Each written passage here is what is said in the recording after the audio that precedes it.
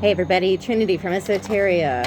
And you know what? I would sage, but we just had monsoon weather out here, so everything is damp. So, anyway, um just a minute ago, I was watching the Divine Empress 333, I think. Divine Empress Tarot 333, and she was really doing a good job as far as, basically calling a lot of people out on their crap. From tarot readings to consumers of tarot readings. Um, and I think she brings up a really, really good point. And it was such a good point that I wanted to come on here because just in case if you haven't watched her, go check her out. She's really awesome. But it's kind of like, we as tarot readers come on here to help and help people grow. Obviously I'm a person in recovery. That's why I do 12-step tarot. I'm passionate about helping other people grow through using the 12 steps, and I happen to utilize divination as a part of my spirituality. And after all, the big book of AA says it is a higher power of your understanding. And so, that's how I understand. And that's a huge way that I get conscious contact with my higher power. That is not the only way. But here's the thing. When we are sitting there consuming readings or making readings for that matter as tarot readers about, your person, no contact, your person. I'm going to tell you something about your person. You, if that resonates, and you may feel some kind of way about what I'm about to say. You might not like what I have to say. But when you're constantly watching videos like that, you're chasing, baby. And remember, when we're manifesting, we are manifesting through attraction, not through chasing. The runner-chaser dynamic is called codependency with normal people.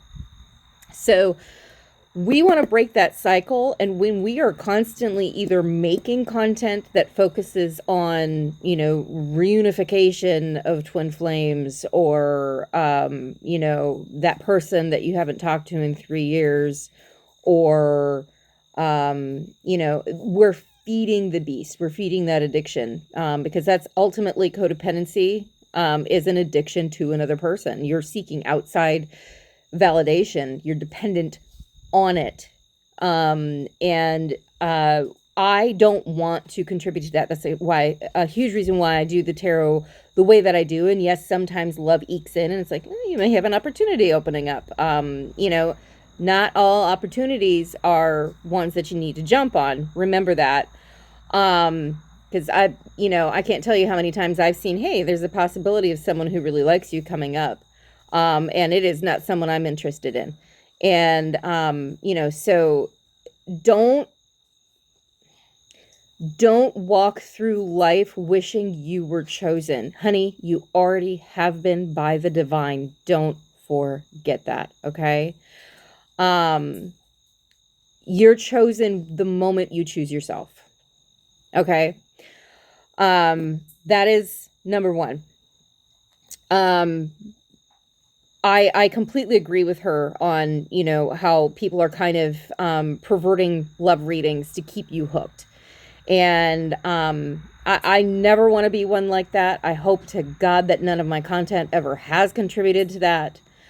And I have,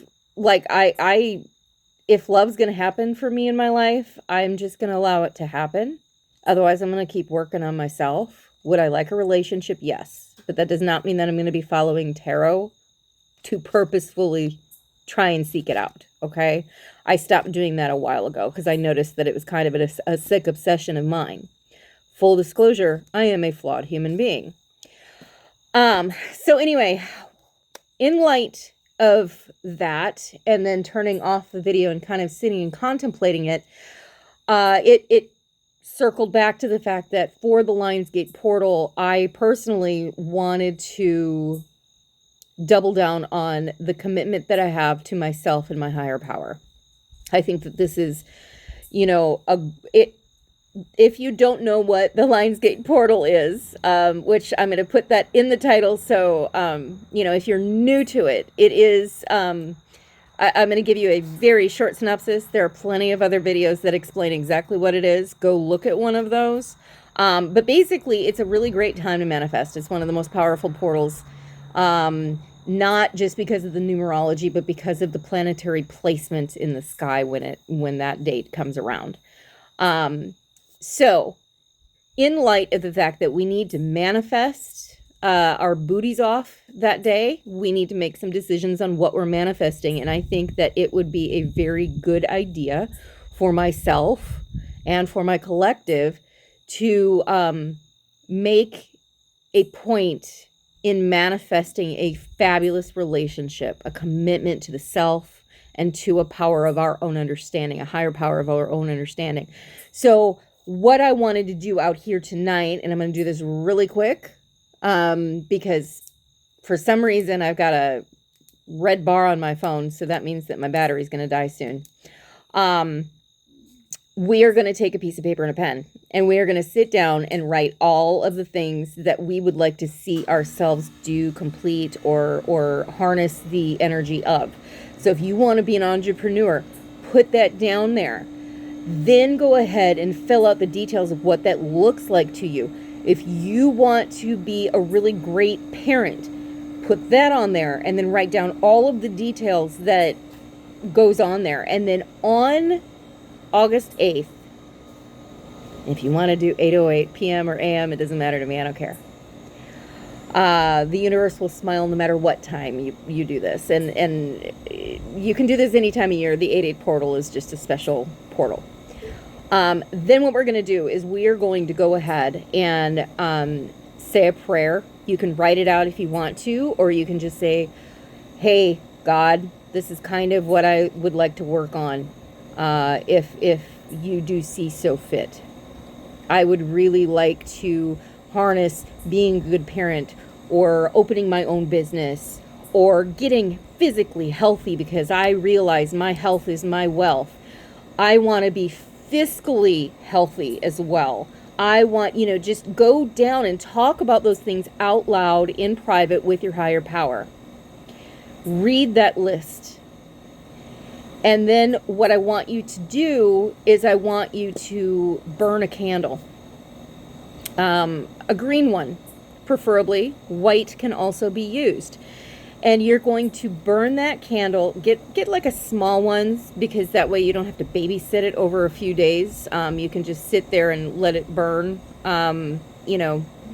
while you're present. Fire safety is number one when you're working with candles. And once that candle is burned down, know that that manifestation has locked in. Claim it, own it, and then start working on it. I don't want you to burn the petition this time around. Sometimes we do. What I want you to do is I want you to put it in a God box. I have got a God box video, you can go and look at that. In a month's time, I want you to pull that God box out and pull that piece of paper out and check and see what you have started working on, what you maybe need to focus on, okay? And then be delighted in the things that have come to fruition without you trying very hard to do. Because that's what manifestation is about. It's about raising your vibration so you can start attracting good things in. It's about changing your attitude so that you're a more pleasant person to be around, because guess what? Pleasant people usually make more money. They usually get more love offers anyway. They're usually pretty satisfied with their lives, and so they can see more of what's there to be grateful for. So that's our goal right here. You may go through a period of time, I'm hearing, you may go through a period of time where you may be a little tired or a little depressed because you're realizing that you kind of seem to be a little bit further from your goal than you would like to be. Do not let that discourage you. Just allow yourself to feel those feelings without, make sure that you're not dipping into maladaptive coping mechanisms, okay? Make sure that you're hydrating enough. Make sure that you're eating really healthy food, because when we are not physically well, we are not emotionally or mentally well, and when we're not any of those things, it's very hard to be in spiritual alignment, okay? So, try and eat healthy, drink plenty of water, move your body, get some sunshine and fresh air in the meantime, and let that stuff come in. So, let's do this. Let's do this, okay? If no one's told you today, know that I love you. Take care.